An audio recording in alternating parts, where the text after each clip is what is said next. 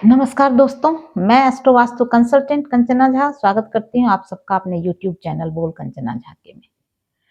मेरे चैनल पर धार्मिक, आध्यात्मिक, सामाजिक, मोटिवेशनल, एस्ट्रोलॉजिकल, पामिस्ट्री, वास्तु आदि ऑकल्ट साइंस से रिलेटेड वीडियो पोस्ट किए जाते हैं। मैं बहुत ही सीधी और सच्ची बातें करती हूँ। किसी प्रकार का वहम ना स्वयं करती हूँ, ना ही अपने दर्शकों के दिमाग में किसी प्रकार का अंधविश्वास डालती हूँ। अंधविश्वास बिल्कुल नहीं फैलाती मैं। अब आज हम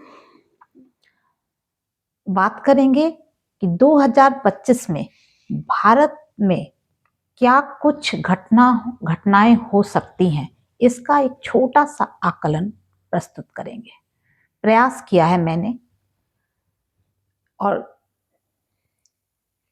कोशिश की है कि छोटा मैं कुछ कैलकुलेट करके कर पाऊं, लिख पाऊं, बता पाऊं। अब देखिए, भारत के जो प्रथम राष्ट्रपति थे डॉक्टर राजेंद्र प्रसाद, उन्होंने जब देश स्वतंत्र हुआ तो अपने किसी ज्योतिषीय मित्र से उस समय की कुंडली बनवाई और वो कुंडली बनी है वृष राशि की। लगन में राहु है, सेकंड हाउस में मंगल है मिथुन राशि में, और कर्क राशि में 5 ग्रह बैठे हैं, यानी सूर्य, चंद्र, बुध, शुक्र और शनि। 6th हाउस में जुपिटर है तुला राशि में, और वृश्चिक राशि में केतु है। तो काल सर्प का योग तो है ही कुंडली में, और 3rd हाउस बहुत बलवान बना पड़ा है, बहुत ही बलवान है, यानी पराक्रम में कभी कोई कमी नहीं आने वाली देश में। वो कहते हैं ना, देश के लिए मर मिटना, ये भावना हमारे देश के सभी नागरिकों में रहेगी लगभग, क्योंकि वो हाउस बहुत ही बलवान हो रहा है। 5 ग्रह है वहां पर, प्रवज्र योग बन रहा है। अब बात करते हैं, इस वर्ष 4 ग्रह राशि परिवर्तन कर रहे हैं, बड़े बड़े ग्रह।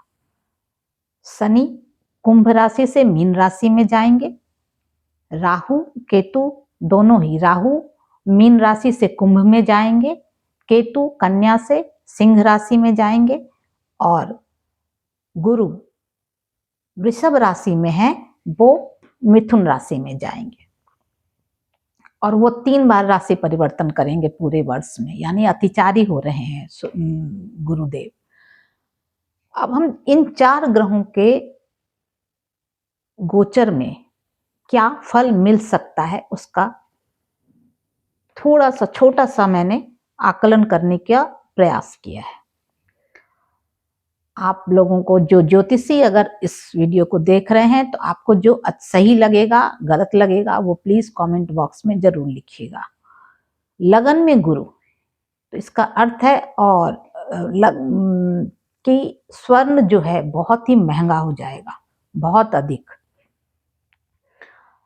और आम आदमी के पहुंच से बाहर हो जाएगा।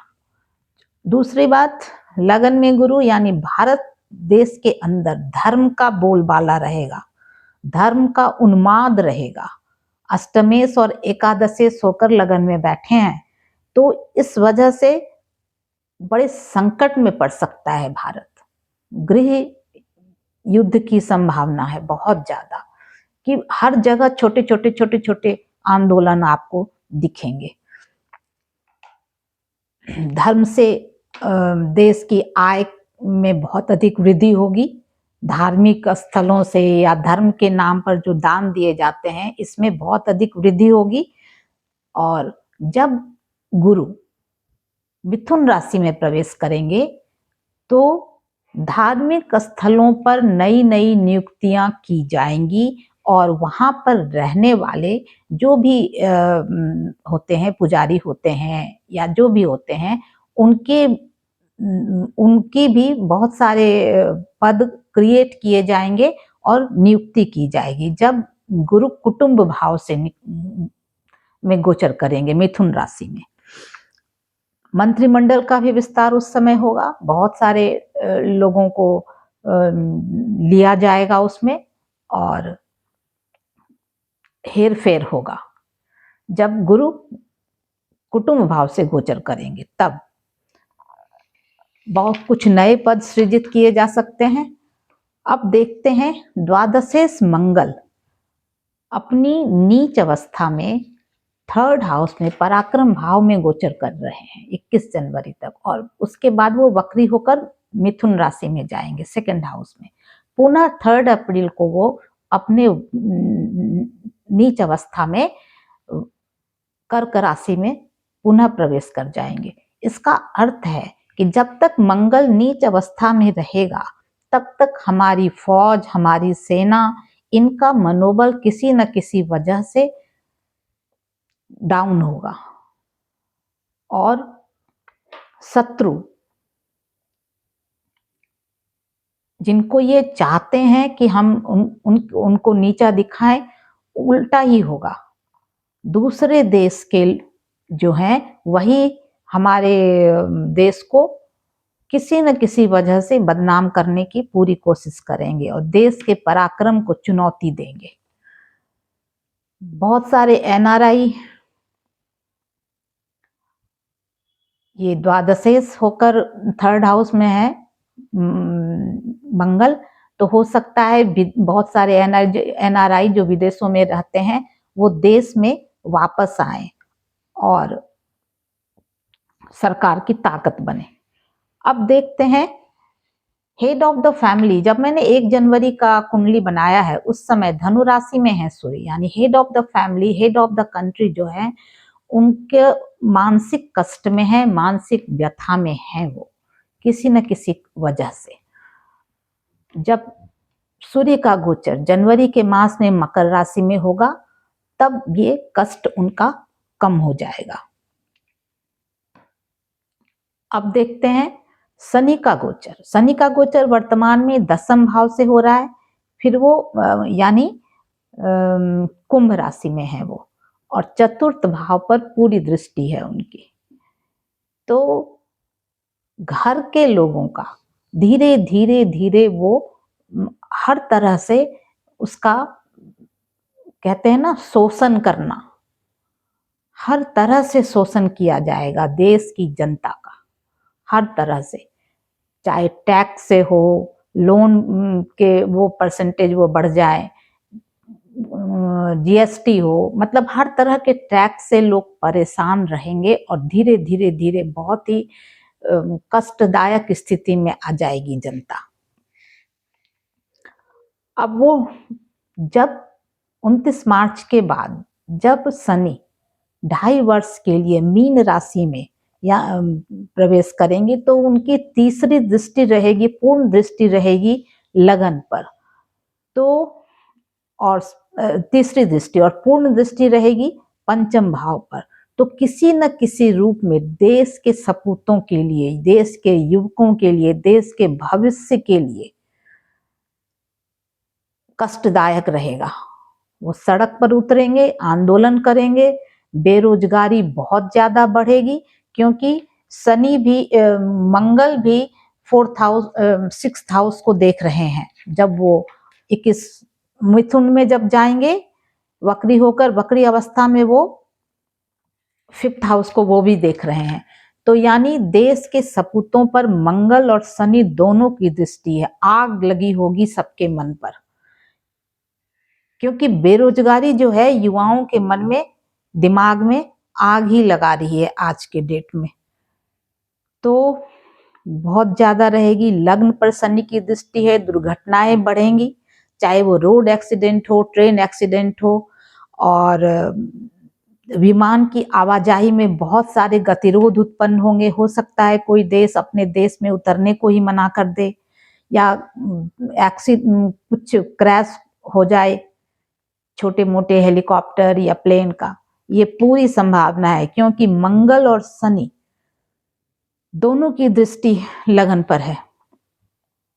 लगन पर शनि की दृष्टि की वजह से, मंगल की वजह से बहुत सारे आग लगने की घटनाएं होंगी, क्योंकि वो 6th हाउस में देख रहे हैं।